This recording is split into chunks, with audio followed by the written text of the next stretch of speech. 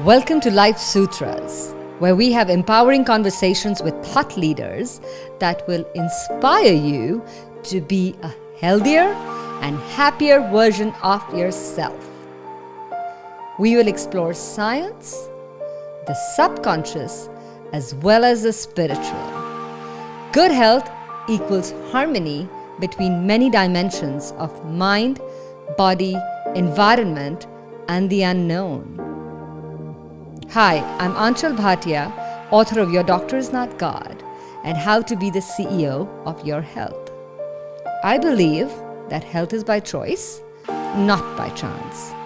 I am a clinical psychologist by education and an entrepreneur by profession, and a social change agent by passion. I'm a wife and a mother of 2 boys. My husband and I are one formidable team, and that's how we founded Sydenham Clinic, a private health management clinic here in Houston. Welcome and let's explore. Welcome back to Life Sutras. Today we are joined by Houston's own Dr. Randy Mitchmore. Thank you so much, Dr. Mitchmore, for joining us today here at Sydenham Clinic. You're welcome. My pleasure. And you have a very long and illustrious introduction, which I'm not going to be able to do that much justice to, but I will try and be brief. Dr. Mitchmore has been a Texas dentist for over 41 years. He is widely recognized as an expert in the field. He's more than a dentist. He has contributed heavily to this community here in Houston by mentoring dentists from all over the country. He's authored several books. One of them is The Gift of Life Smile, right here. He's passionate about philanthropy. He serves as the volunteer chairman of the Montrose Tax Increment Reinvestment Zone to rebuild infrastructure in Montrose in Houston. And he's also very passionate about another cause, which is victims of domestic violence who suffer injury. And we will get more into some of these beautiful causes that you support. But what I found intriguing about you and the way you practice dentistry is very similar to our concept of looking at the whole person here at Sydenham Clinic. And the fact that you're not treating dis-ease and you're treating a human being and a person is remarkable. And I want to know more about what led you to have this approach towards dentistry. That's a great question. And the answer goes way back to just my upbringing and what led me to be a dentist in the first place. If I may, I started when I was in high school in Houston. My background was a very middle-class, poor family. And the only person in my whole family to ever go to college. And I had a minister took me under his wing at a church camp. And he's the one that said, Randy, I see some future in you, and you should go to college. And so he helped me get into college and tour that. And he helped so many people. I wanted to fashion my life after him because it meant so much to me. And I like people. I wanted to help people. So I decided back then that I wanted to be a minister just like him. And then went away to college as an English major. And boy, was I in over my head. You have to be really smart to be an English major. And your passion was science, so there was exactly. Conflict right there. There was a conflict. So after that first year of struggle in college, I switched to the sciences, and my grades soared, and I was happy. And I found that inner peace, that right connection, where I can still help people, and at the same time do the things that come natural to me. With serious study and combining the arts and sciences and people. So in your practice, you operate from a place of service. Exactly. And that's what makes it unique and different. So you are sort of being a minister, but in your own way. Right. Yeah, I look at people, they're coming to see me as a dentist. Most people think of teeth when you mention dentist, but those teeth are connected to a person. So I'm looking at a person. I just happen to be helping them with their teeth and their health. You're being very modest. You're being very modest. But I read in your book that you have a philosophy called your 3 principles: living, laughing, and loving. Right. And it's part of, you have to, I call it kind of a cross of life. There's 4 parts to it. You have to know yourself and be true to yourself. You have to know your patient really well as a person. And then you have to have the knowledge. And then it's not enough just to have the knowledge of how to help a person. You have to apply that knowledge. So I call that the cross of dentistry, if you will. All those things have to come together for the success, for happiness, for both the person you're serving and yourself. Right. And I see that you take this unique approach to your history taking process, which is extremely lengthy. When a new patient comes to you and they say, my tooth hurts, you don't just stop at, okay, this is the problem, I'm going to fix it, in and out. You have a very lengthy process of getting to know the person, your intake process. Can you tell our viewers why it's important and why do you do that? Today's doctors are very insurance centered and it's in out medicine, it's transactional, but yet you take the time out to follow this process. Why? And how do you do it? I feel it has to be based on a trust relationship. Actually, there's some people that have an urgent need of a toothache, if you will. But a lot of times people will call and the stated reason for their call is, I need a cleaning and a checkup. Because they don't know me, they don't know the people there yet. So that's a safe question. So rarely have I had someone, almost never, ring up and say, I need to have my whole mouth fixed. We don't get that question. So I'd like a cleaning and a checkup, because what that person is really doing, they're putting their toe in the water, so to speak, to see if this is a safe place. And people really don't open up to their inner wants until they have more of a trusted relationship with that person, that place, and the other people around them. So we just take everyone where they're at that time. So it may be seems like a simple cleaning and a checkup. And it's up to me, just like you're doing such a great job with the interview, it's up to me and my team to ask the right questions of that person, to really peel the layers of the onion back to see what's their real issue, what do they really want. So it becomes the most common question in my office and working with a new person is, Aanchal, what do you want? Mm-hmm. What do you really want? Do people always know what they want? No. Most times they'll say, well, I really never thought about it. So, what do you want for your health 5 years from now, 10 years from now? Most people are stuck in the present, or more frequently in the past, about what's happened to them. And unfortunately, so many people have had unpleasant or bad dental experiences. And believe it or not, a lot of people have a lot of fear about going to the dentist, even with many medical professionals. They may have been hurt in the past, and I'm speaking very bluntly. No, and I think there's sometimes there's shame too. There's not just fear, there's shame, there's guilt, there's holding back because you stack up dental problems. Oh, it's kind of funny. In my office, I have a rule that anyone that works for me is forbidden to wag their finger at a patient. They're forbidden to say, how long has it been since you brushed your teeth or flossed your teeth, or how long has it been since you had your teeth cleaned? It doesn't matter. It's where are you at right now?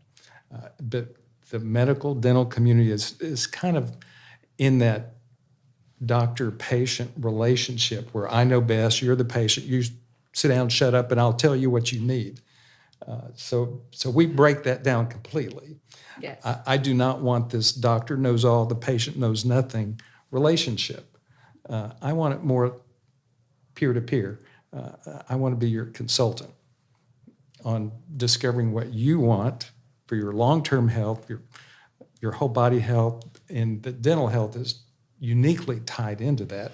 Some people, especially you mentioned insurance companies, for some reason, insurance company thinks the mouth is not part of the body because it's treated so differently. Right. Insurance is different, but I go, no, mouth is part of the body. It's big, right. Big picture. It's beyond a billing code.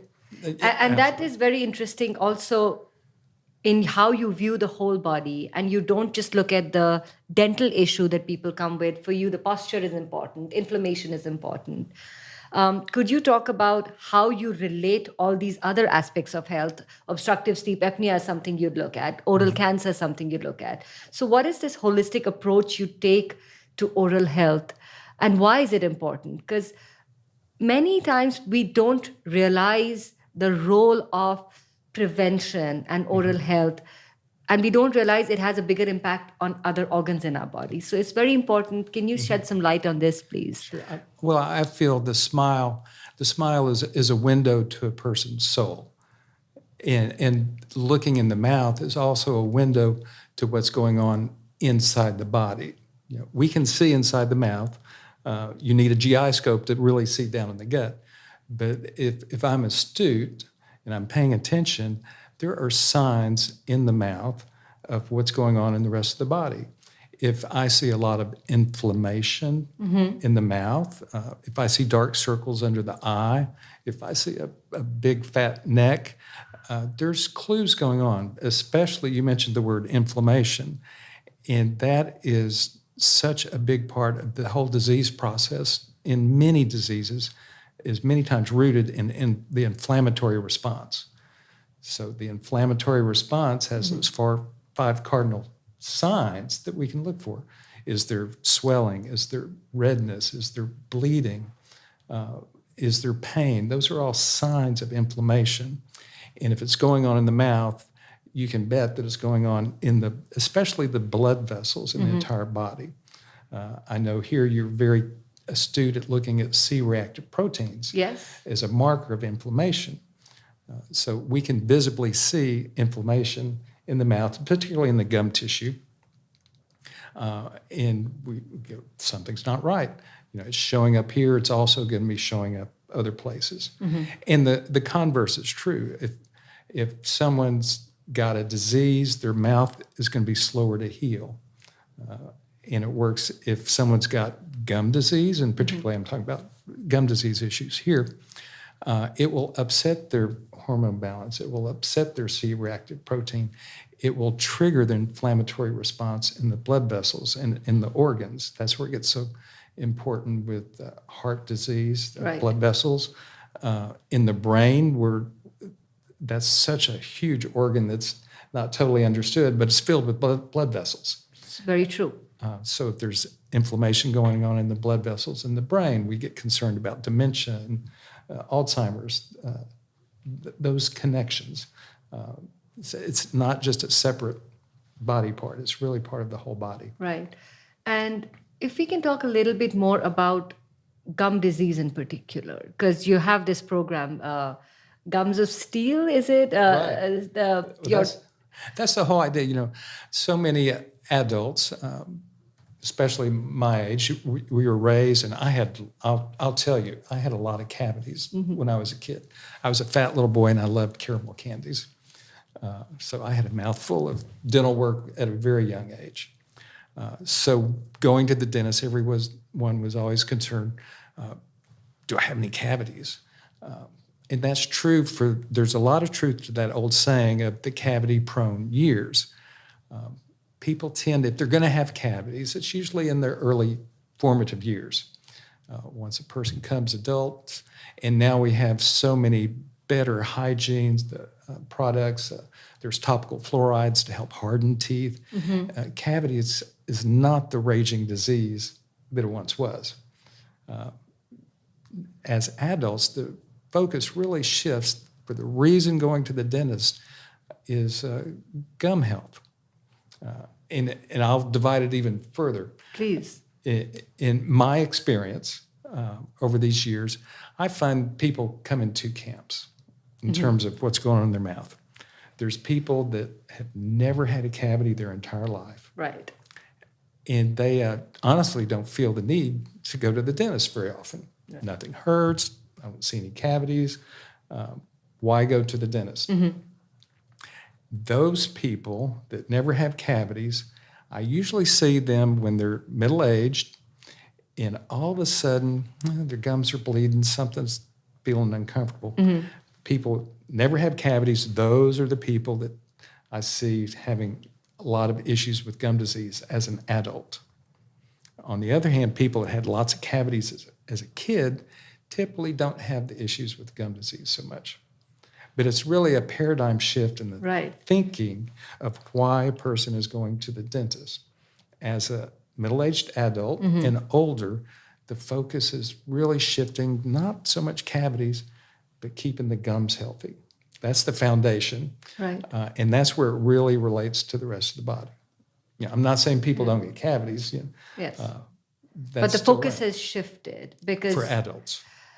And can gum disease go unnoticed for a long time and cause damage? Very much like heart disease or high blood pressure. A person can have high blood pressure and go, well, I feel fine. But that pressure in those vessels is doing silent damage to the organs, especially the kidneys, the heart, the brain, with high blood pressure. And things are going on, but the person feels fine. They've got a very active life. And then, boom, one day they get the big one, the heart attack. Yeah.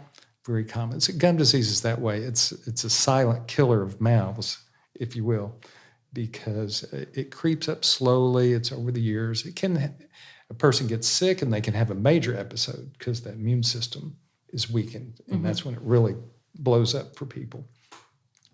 And some people just don't know. So many dentists aren't trained to examine for it or look for it in the public. My teeth always bleed a little bit when I use some floss, or there's a little tinge of blood on my toothbrush, and it's always been like that. That's normal, right? No, it's not normal, but it's been like that for years. That doesn't mean it's right. So there's a few laws I can give people that, Please. And it's written in stone. Healthy gums don't bleed, period. So that's a self-diagnosis, as simple as that. If you've got a little tinge of blood on your toothbrush or you spit in the sink and you see some red, your body's talking to you. It's going, something's not right. So just because it's been there a long time does not mean it's normal. And if the rest, you grew up in a family that way, you know no different. So it takes people like you getting the message out. Right. That it's connected. And you have a very unique process. You have a unique training where you've been trained to do this, I may call it a deep cleaning under general anesthesia, and you use IV. Can you tell our viewers a little bit about that technique of treating gum disease?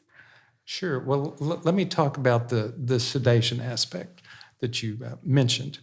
And I said earlier, a lot of people really have many fears, and for good reason. Yes. Going to a medical doctor, or especially going to the dentist, they may have been hurt as a child. And that is baggage that's in the back of their mind, that they were hurt once upon a time. Sometimes I'm ashamed of my profession. I'm very proud of what we can do now. Right. But it's just a fact. Some people have been hurt. Going to the dentist used to be an uncomfortable, sometimes painful experience. Yes. Both physically and mentally, that shaming I was talking about. People tend to like to blame other people. So when I first started getting interested in sedation, my thinking was, because I'm also an implant surgeon, where I do the surgery to place implants, that I really needed this technique of doing IV sedation for when I'm doing surgeries.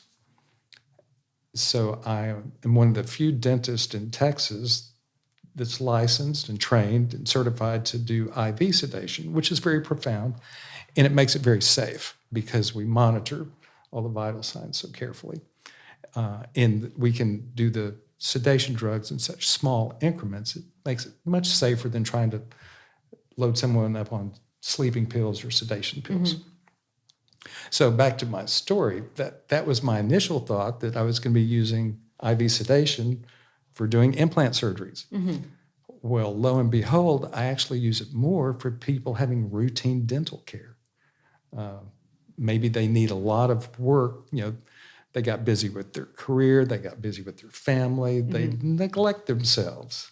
You see That that all happens the time. very often, very often. So they're taking care of their career, their family, but there usually comes a point where it's just the right time in a person's life, and they say, "Hey, I've been putting this off.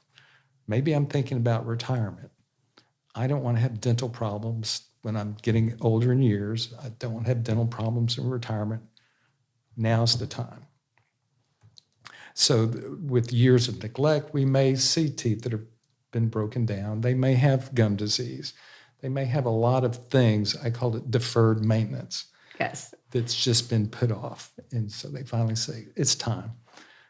So for those people that need a lot of dental work done, they would much prefer to be sedated, to have, whether it's fillings or crowns or gum treatment. Some people are so scared, you wouldn't believe, they're too scared to have their teeth cleaned because of past bad experiences. Yes.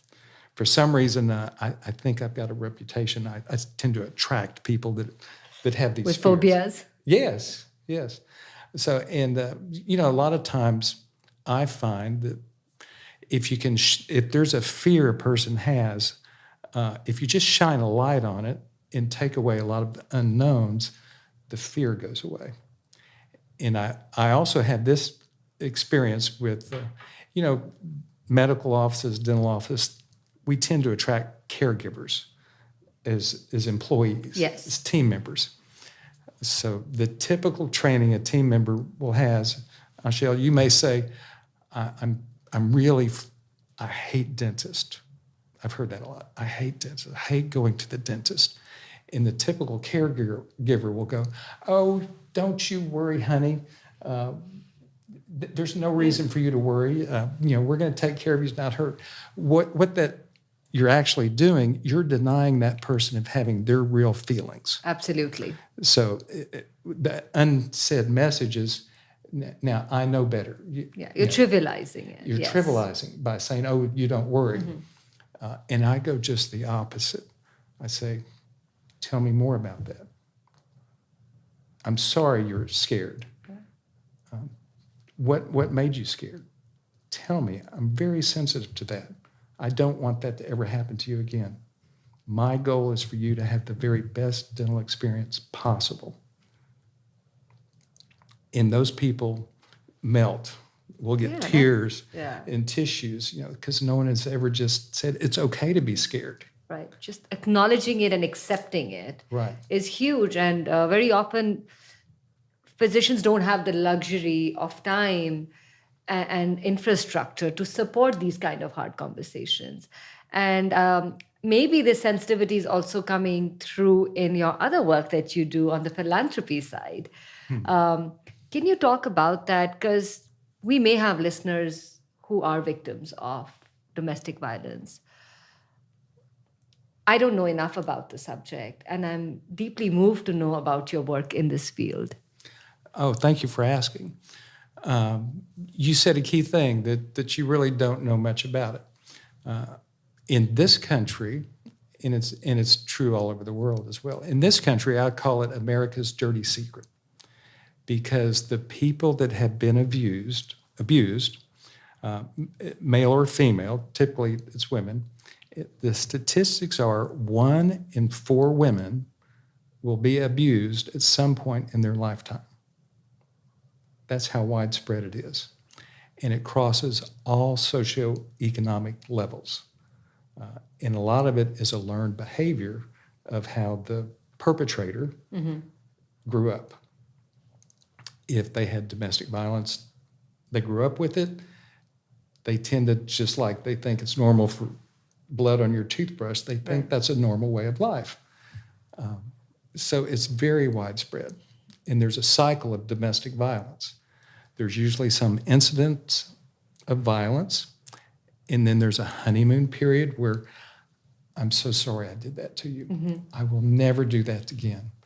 Here's some flowers. Here's some jewelry to show I will never do that again." And then the cycle goes around, and tensions build up. There maybe had a bad day at work. The dog barked. something, all these build up, and all of a sudden there's a trigger and there's another instance.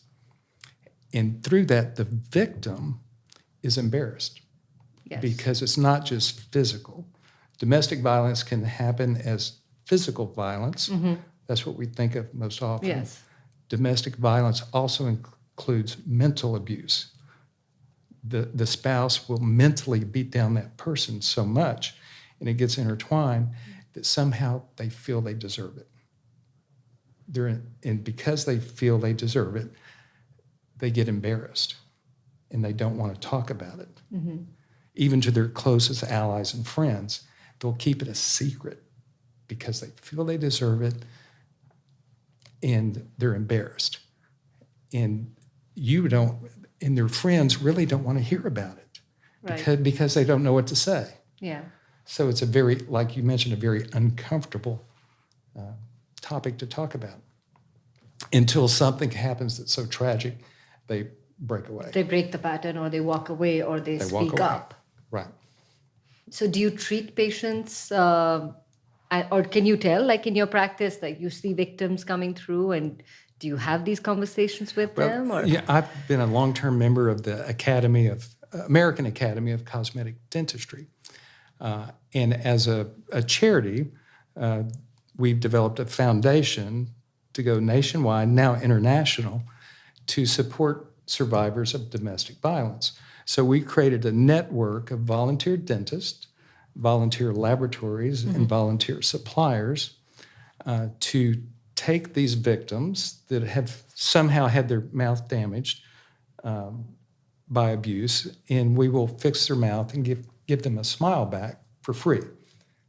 So it's called Give Back a Smile. Right. And I thought that was really cool. And, Absolutely. and I didn't realize how important it was until I learned my own sister was a victim. And I didn't know it for many, many years, a horrible victim. But she hid it so well. I didn't know until, unfortunately, she wasn't a survivor. It led to her suicide. That is so tragic. I am so sorry to learn that. So that really got my attention. And I became the national chairman of Give Back a Smile for over 2 years. And now, if there's a victim or a survivor, we have an 800 number, a website, and they can make an application. We want to make certain that they've gotten out of the relationship, that they've seen counseling, and some time has gone by. Wow. Those things have to happen. This is incredible. Can you tell us what the website is and where people can get support? Because there may be viewers out there who might be in a situation which your sister was, and I'm so sorry to learn about that.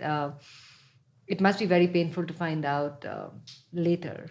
It was, and just to know how horrible things were at home, because on the outside, they had a charmed life.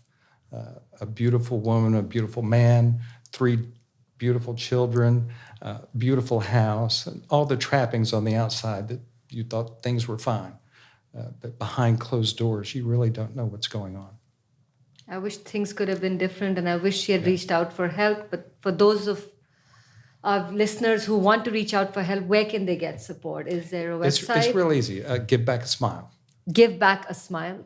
Okay. The American Academy of Cosmetic Dentistry, but just Give Back a Smile. Give Back a Smile, and they can find that 1-800 number, and they can get support. Right. And we've got a women's center in Houston that does incredible work. So that's how I feel I can give back to my community that's been so good to me. Yes. And it's remarkable Right. how and I've had one man, but all women that we've helped. And it really transforms their life. And that's part of the theme of my book, The Gift of a Life Smile. So when I see someone, people ask, what's the gift of a life smile? Part of it, I got the idea from my daughter. She was at Disney, and she saw an emblem at the top of an arch where you're walking in. It says, you're about to enter with the next step, Foreverland. So I thought, that was pretty ingenious of Walt Disney to do that. So on the top of my door going in, you're about to enter for the gift of a life smile. Right. And that means different things to different people. For some people, a life smile might mean just a healthy mouth, healthy teeth. For some people, it might mean the gift is I no longer have to hold my hand over my smile because I'm embarrassed. So for some people, it's that affects their inner life. If they're embarrassed and holding back on smiling, that goes against trying to get relationship with people. If you're hiding, people are thinking, well, what else are you hiding? Yes. Why are you not just genuine in yourself? So that freedom to smile without reservation is a gift of a life smile. And confidence too. Absolutely. Confidence, self-esteem, a better job. We can discuss for a long time whether it's good or bad that people make judgments based on a person's appearance.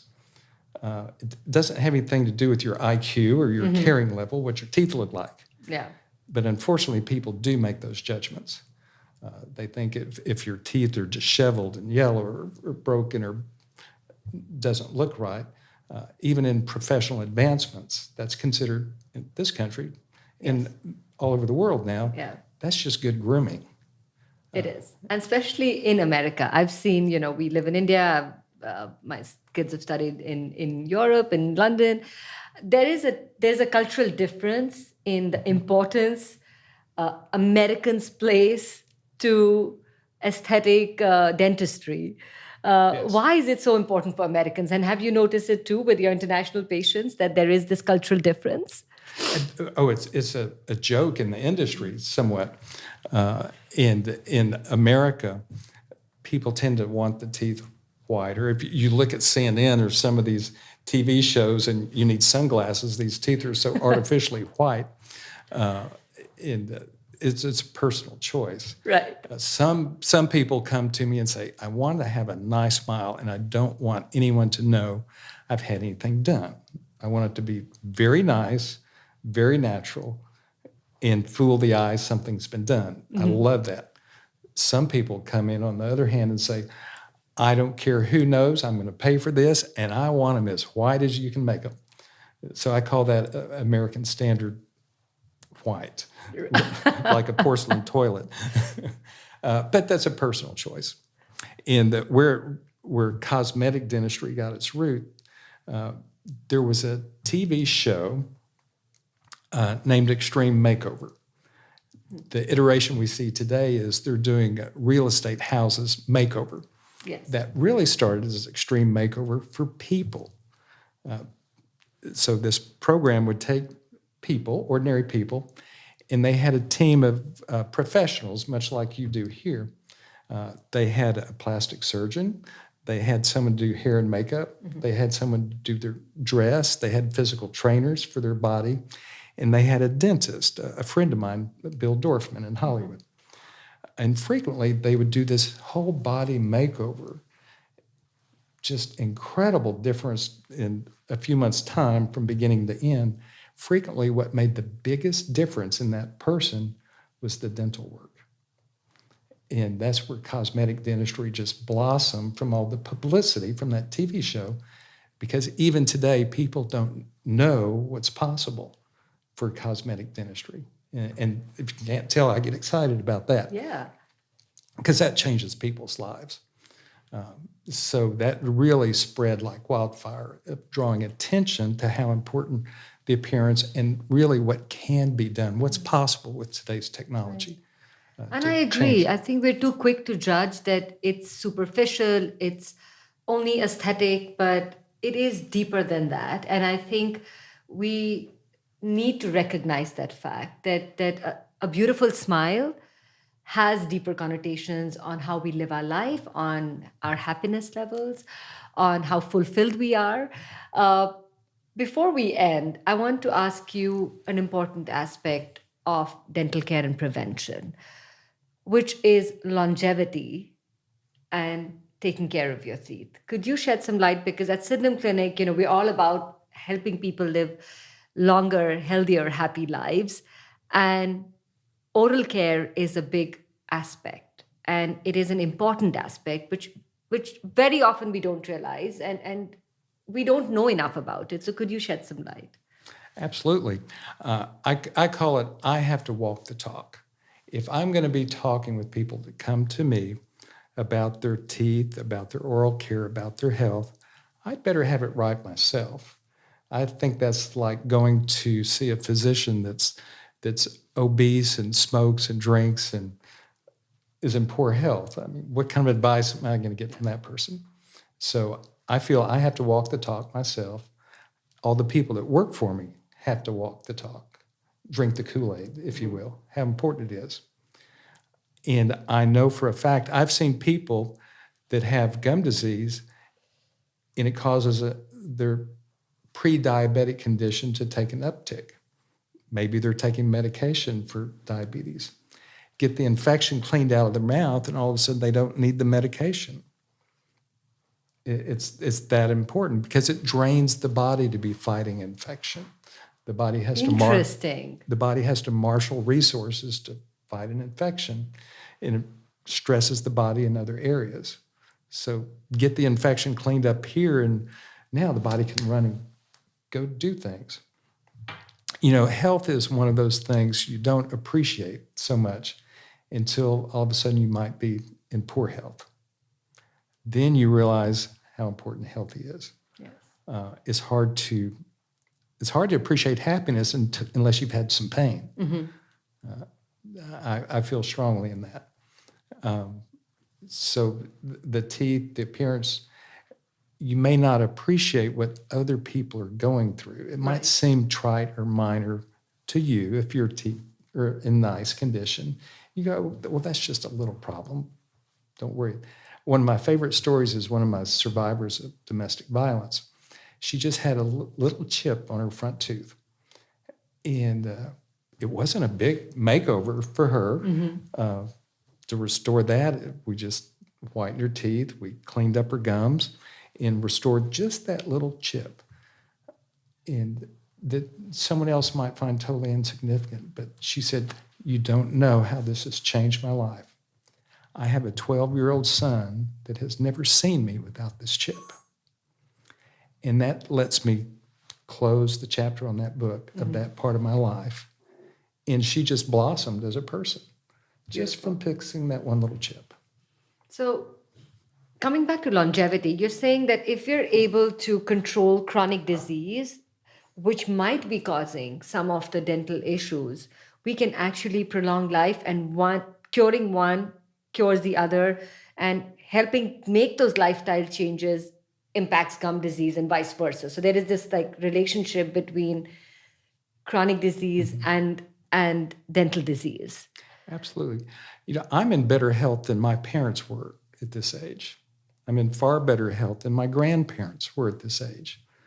I plan to live a lot longer than what my parents did. Right. And they did pretty well. But it's that important. And it requires some work. I won't kid you. Right. You know. So what are the few tips that you can give to our listeners today?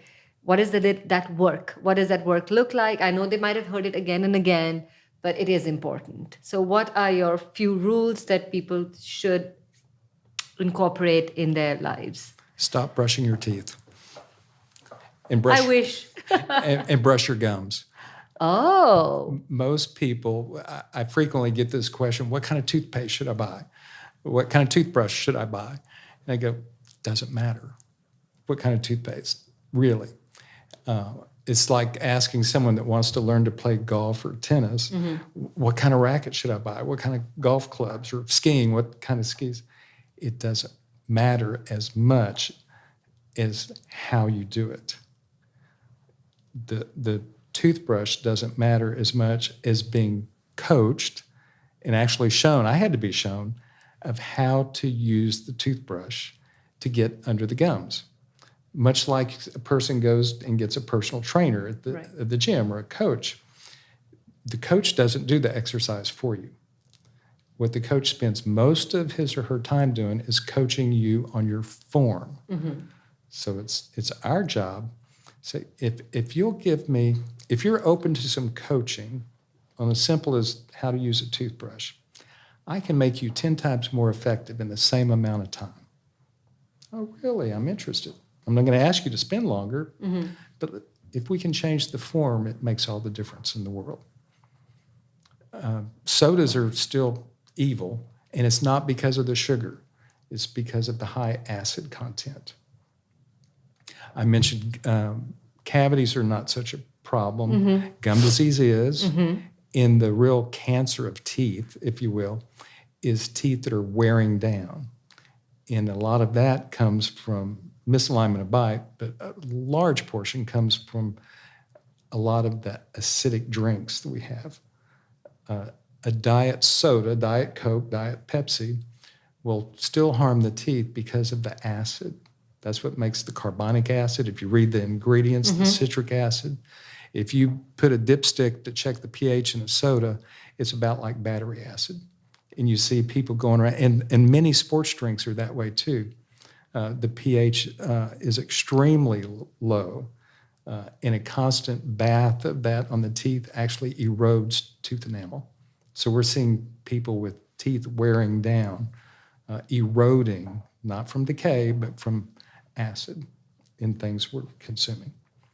Another really thing that's, and these are things that don't cost money, it's just information. Information, knowledge is power. So another innovation is many people know about probiotics for the gut. The gut has so much innervation, it's known as our second brain. The brain listens to what's going on in our gut. It's important to have the right flora in the mouth. A person that has an immune system that's being stressed is open for gum disease. And I keep mentioning it's an infection, it's a bacterial infection, bacteria in the mouth. We have a normal, healthy flora of bacteria in our mouth. It's not a sterile environment. And it's a static, it's a good thing to have good bacteria in the mouth, like it's a good thing to have good bacteria in the gut. So the overuse of antibiotics, the weak immune system, it can change the oral flora in the mouth. So now there are probiotics targeted for the right kind of bugs for the mouth. Right. So it's very simple. You can order it online, and it comes as a mint. So it freshens the breath. Some of the bacteria that are targeted for the mouth actually produce some hydrogen peroxide. The bacteria do, which converts to just pure oxygen. So that helps whiten the teeth. It helps freshen the breath, the odors. Many odors come from gum disease, not something a person ate. That's another one of the telltale signs. I can diagnose a person with gum disease with my nose. It's a very unique, Unique odor, the odor. unique odor that comes from that. Great. So those are some very useful tips. Don't brush your teeth, brush your gums. Stop drinking sodas, Gatorades, energy drinks. They also have that high acid content. For people who like to do internet research, just Google in acid level of whatever drink you might have in mind, or just acid levels of sodas and over-the-counter drinks. There's always a danger with that. And fix your gut, because there's a gut-mouth relation here. There's a gut-brain relation, which we take very seriously here at Sydenham Clinic. And before we end today's episode, I have a surprise question for you, which I ask all my guests. I'm ready. So, sutras means rules in life. And I ask all my guests, what are your secret sutras for your life? Whether it's a spiritual rule, whether it's a fitness rule, or it's your mantra. So, what is your secret sutra for your life? Affirmations. I'm a good person. I have people that love me, and I love them. I feel it's important that I'm a continual student. I'm still learning. I believe it's extremely important to give back to the people in the community that's been good to me. Thank you. That is very powerful, and you live your life with a lot of gratitude and love. And thank you for spreading so many smiles. And thank you for being on our show. appreciate you coming here. And I hope that our listeners had a lot of valuable takeaways, not just for prevention or treatment of dental work. It's more life work that you do. And thank you for doing that. Until next time, goodbye.